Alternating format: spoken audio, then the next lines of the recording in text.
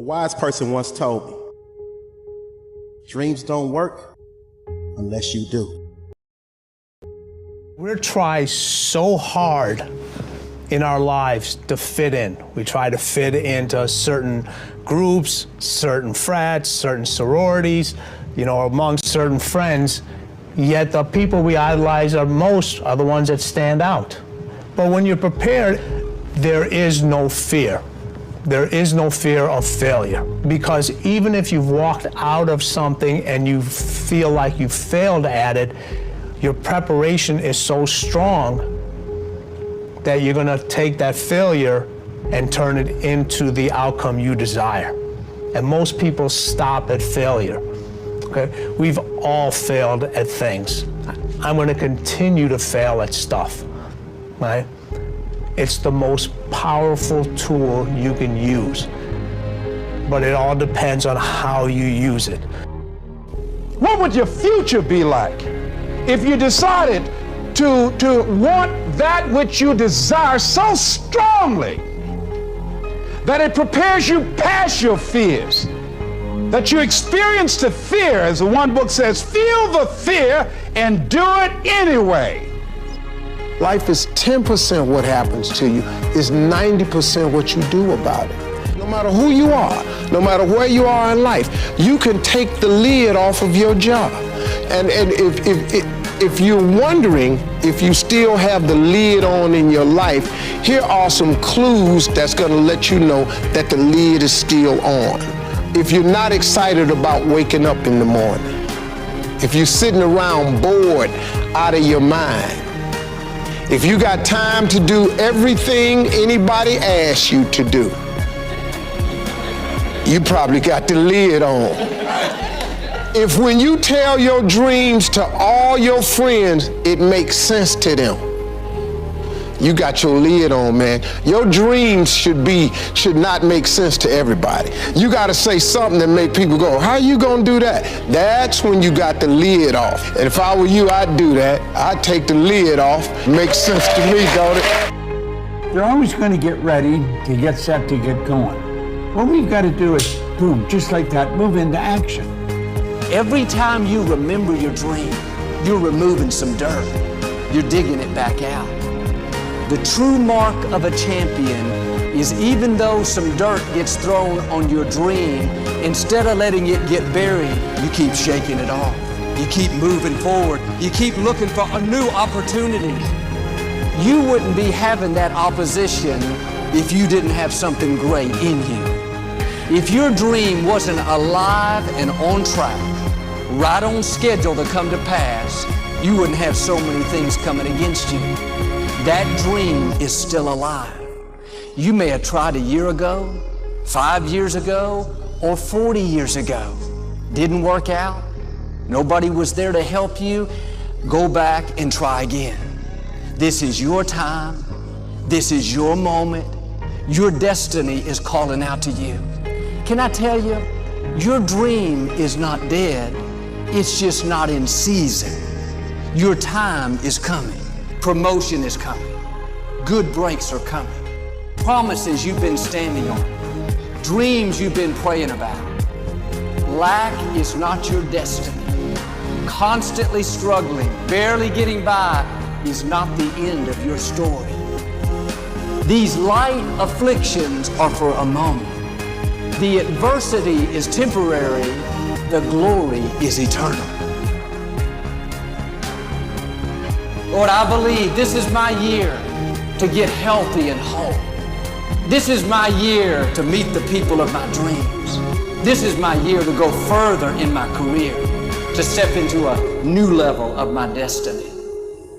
This is my year to accomplish dreams, to break free from this depression. This is my year to meet the right people. This is my year to get healthy and whole. This is your year to see double. This is your year for vindication, for restoration, for new beginnings. Now get your mind going in the right direction.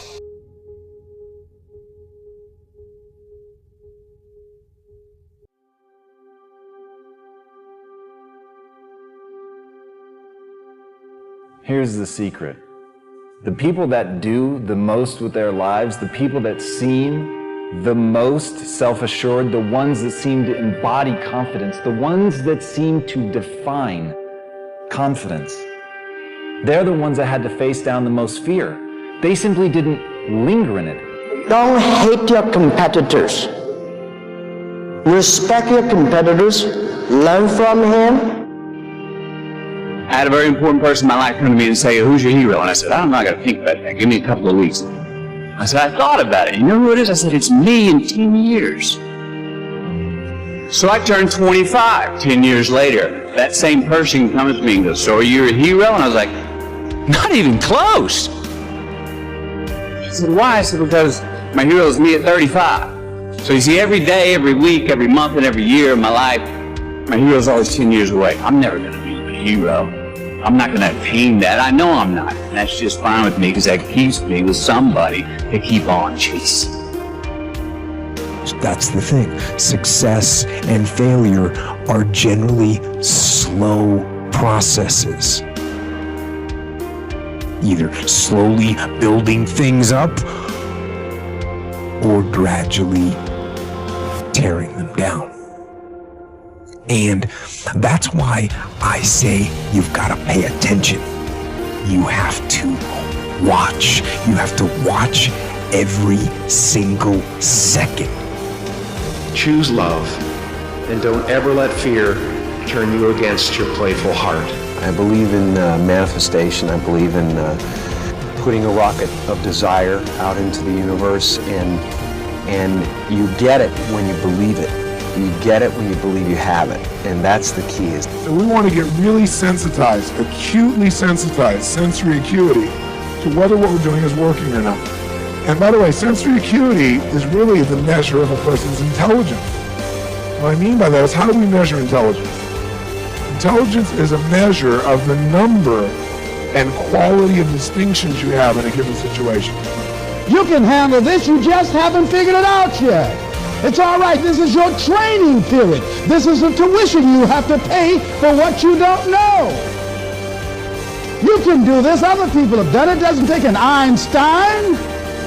Get you some people that can teach you some stuff that you don't know. Get you some people that have done it successfully and learn from them. Take some seminars, workshops, read some books on how to manage a business. Change the way you see yourself and begin to tend to the personal details. Understand that nobody's going to take care of your business better than you. You will notice the most successful people in any field, they are usually the ones who have failed more than anybody else. You see the difference between a successful person and everyone else? It's not a lack of strength, it's not a lack of knowledge, it's a lack of will.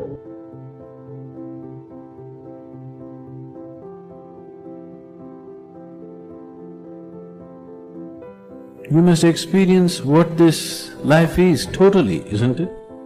Before you go, you must experience this. If you do experience that, then such questions will never arise in your mind, because that's not the way existence is.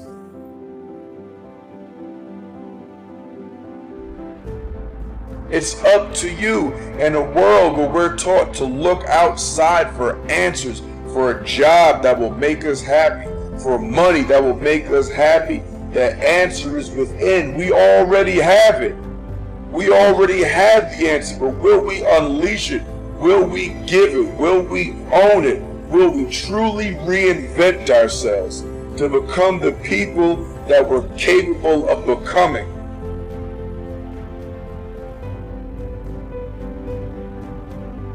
The bow too tightly strung is easily broken, says one of the proverbs.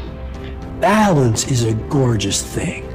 So be monomaniacal in your execution around your high-value targets, your HVTs, your mission plan, but also build in some rewards. And that's going to send a gorgeous message to your conscious and your subconscious mind that, hey, this daily practice of execution around my deliverables is a beautiful thing. And you create this thing called momentum. And the monk who sold his Ferrari, I went back and I saw this recently. I think there's a whole chapter on momentum.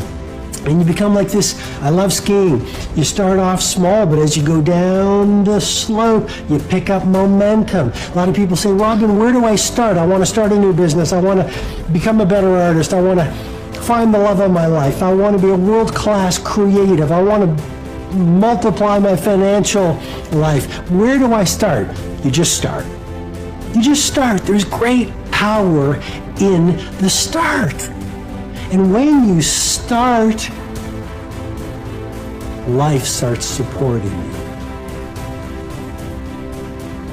Well, God wants us all to be courageous because He knows we'll face times in life and situations and circumstances that it takes more than just a desire, it takes courage. Many people operate on the basis of fear, on the basis of what other people think. We as believers should operate on the basis of courage. Courage to say no when we ought to say no. Courage to say yes when we should say yes. So is yours sort of floating between depending on the situation? Or do you know the difference between right and wrong for your life? And you've made up your mind.